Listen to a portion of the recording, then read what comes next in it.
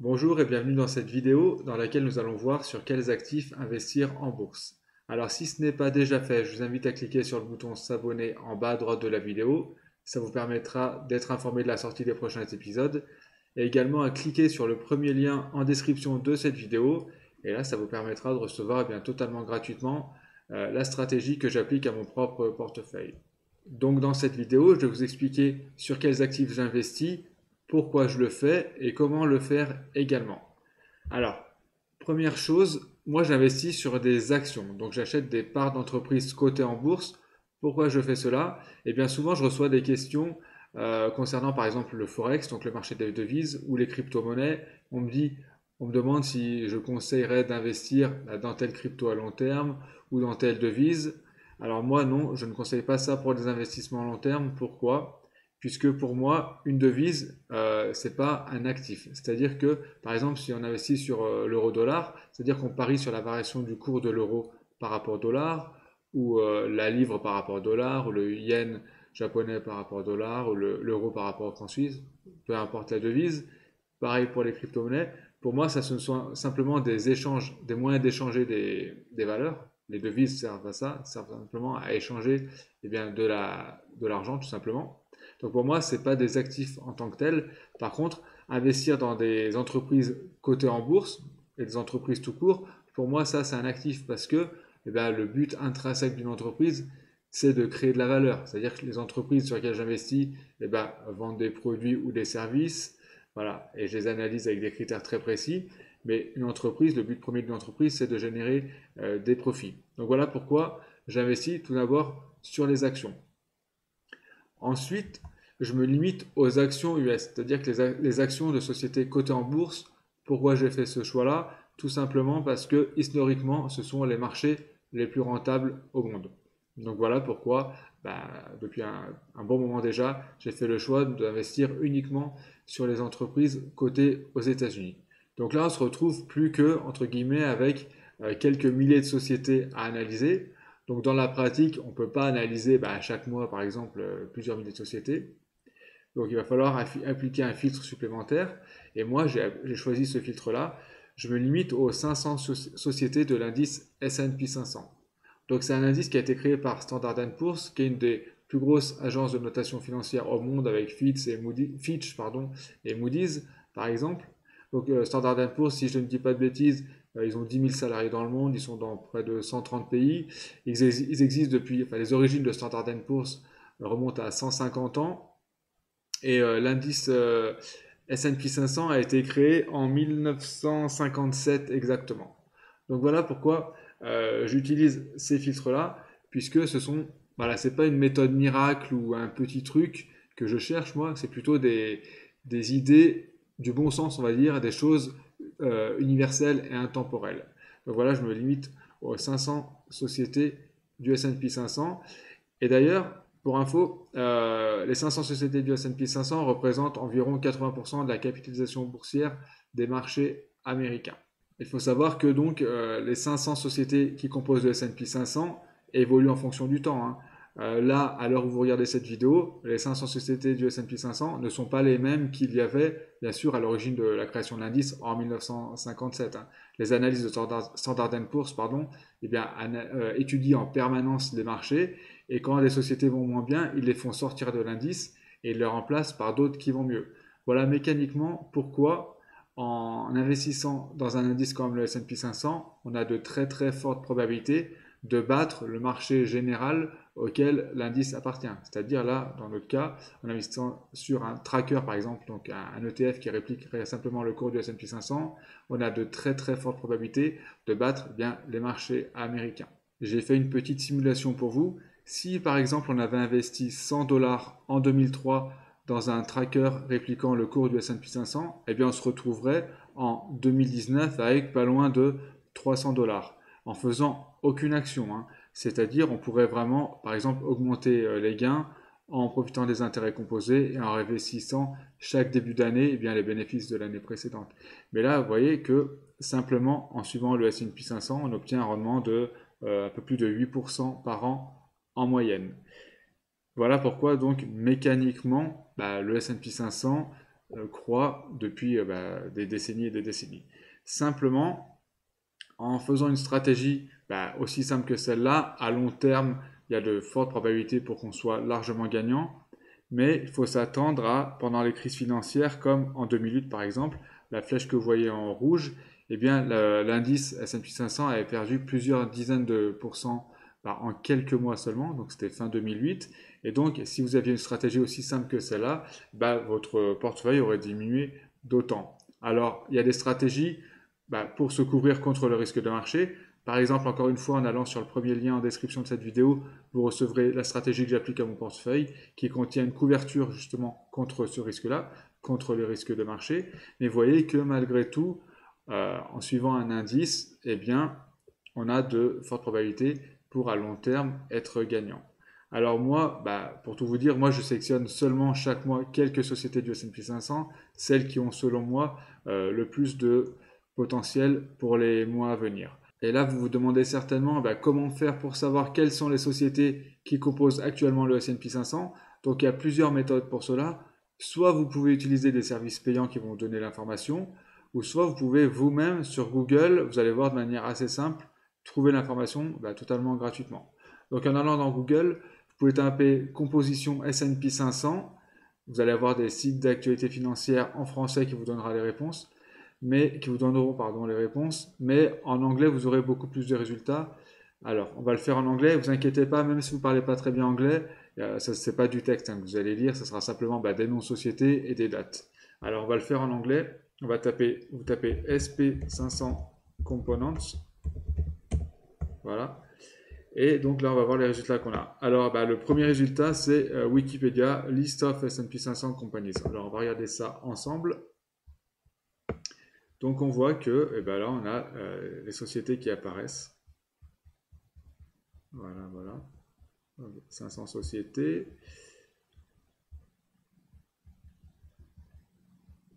Alors, est-ce qu'on peut utiliser cette liste ou pas? Alors, il y a quand même un critère très très important quand vous trouvez une liste du S&P 500 sur Internet, il faut voir la date à laquelle cette liste a été mise à jour, parce que comme je vous l'ai dit, Standard & Poor's fait entrer et sortir régulièrement des sociétés. Donc là, apparemment, la date n'apparaît pas. Du coup, si la date n'apparaît pas, je vous recommande fortement de ne pas utiliser cette liste-là. Mais par contre, il y a quelque chose d'intéressant sur Wikipédia, intéressant à titre informatif, mais justement, ça rejoint le point que j'évoquais juste avant.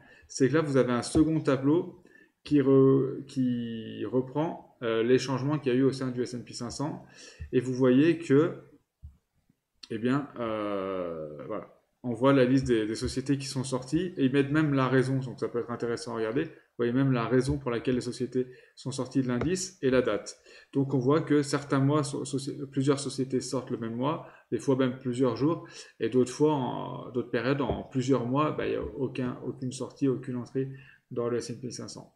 Donc voilà, ce tableau c'est plutôt un titre informatif, mais c'est toujours intéressant de regarder, et vous pourrez savoir du coup pourquoi certaines sociétés sortent de l'indice.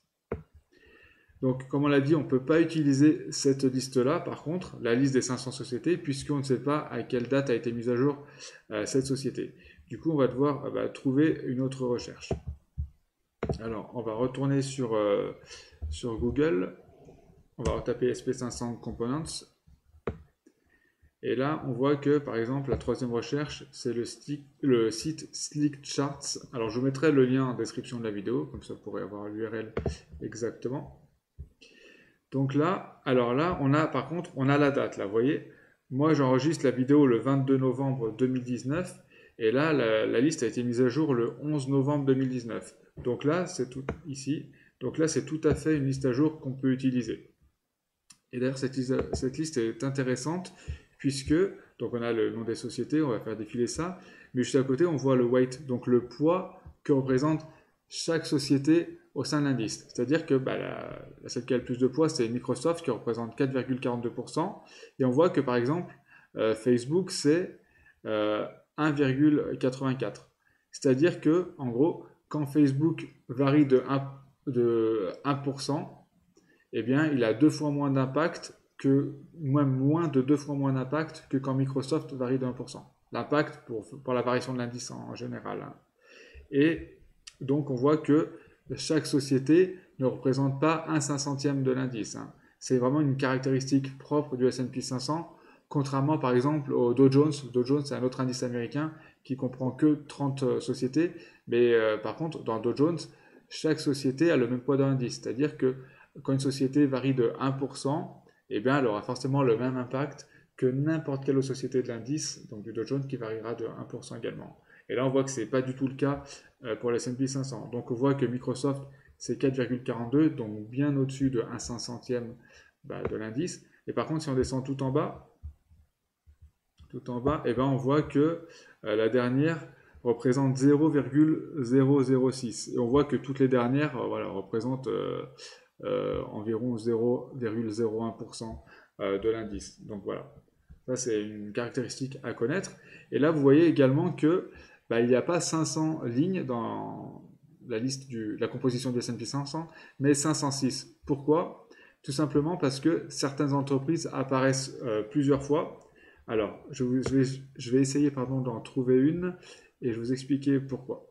Alors, on voit que par exemple, eh bien, en ligne 7 et 8 là, de la liste, on a Google qui apparaît deux fois. Donc, Google, c'est la société Alphabet. Donc, on a Alphabet classe C, Alphabet classe A. Alors, pourquoi, par exemple, dans ce cas, il y a deux fois l'action Google? Simplement parce que l'action classe A donne un droit de vote. C'est-à-dire que pour chaque action que vous détenez, chaque action Alphabet classe A, vous avez un droit de vote.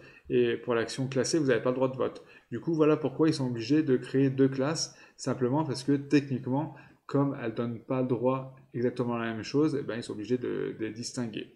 Et voilà pourquoi, malgré le fait qu'on ait que 500 sociétés, eh bien, on a un peu plus de lignes dans la composition du S&P 500. Sachant que, bon, moi, pour tout vous dire, les droits de vote, ça m'intéresse pas vraiment.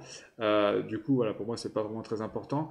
Mais par contre, si vous regardez le cours de bourse, hein, il est très très proche, hein. Il y a des très faibles différences entre les deux, parce que ça reste la même société. Alors voilà, vous avez ce site-là qui est très, très intéressant.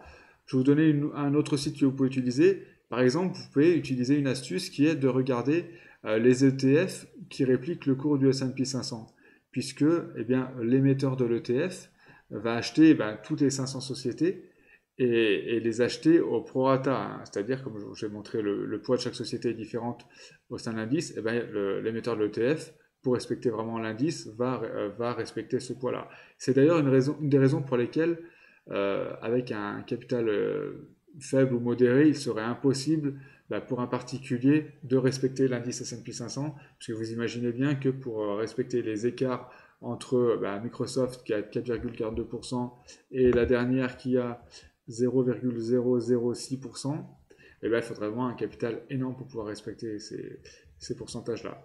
Donc tout ça pour dire que aller sur les sites des émetteurs d'ETF qui répliquent le cours du S&P 500, eh bien, peut être une bonne solution, puisqu'en général, ils vont vous indiquer quelles sont les sociétés qu'ils ont mises dans leur ETF. Donc je vais vous montrer un exemple. Là, on se retrouve sur le site de iShares.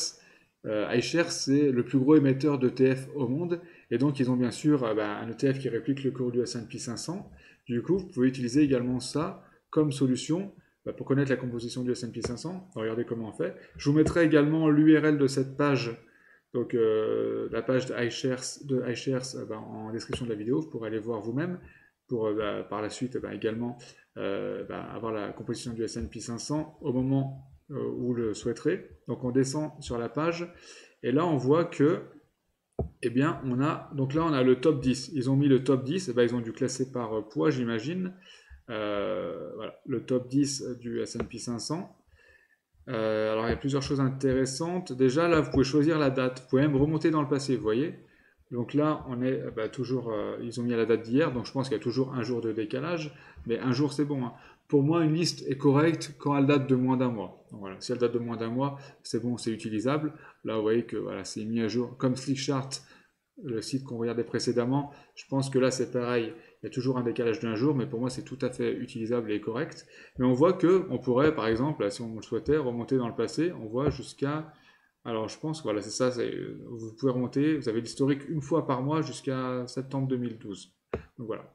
C'est toujours intéressant si vous voulez faire des petites recherches sur le passé. Toutefois, là, on veut la liste actuelle. Du coup, on va rester sur la date la plus récente. Donc là, on a le top 10, mais si on va dans All, juste à côté de top 10, eh bien, et là, vous avez tout simplement toutes les sociétés qui apparaissent. Parce que tout à l'heure, on avait simplement une page ici, et maintenant, on a 51 pages qui apparaissent. Alors, on peut les classer par ticker, par exemple. Donc voilà, on a A, AAL, AAP, voilà, les tickers sont classés par ordre alphabétique.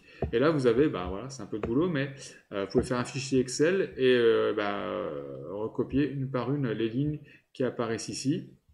Vous voyez, 2, 3, donc voilà, on fait comme ça. Là, je vois que j'ai Show All, donc voilà, oui, même sur la même page, maintenant, on peut tout avoir, ouais, c'est ça. Sur la même page, on a tout maintenant, on n'a plus qu'à faire défiler ici.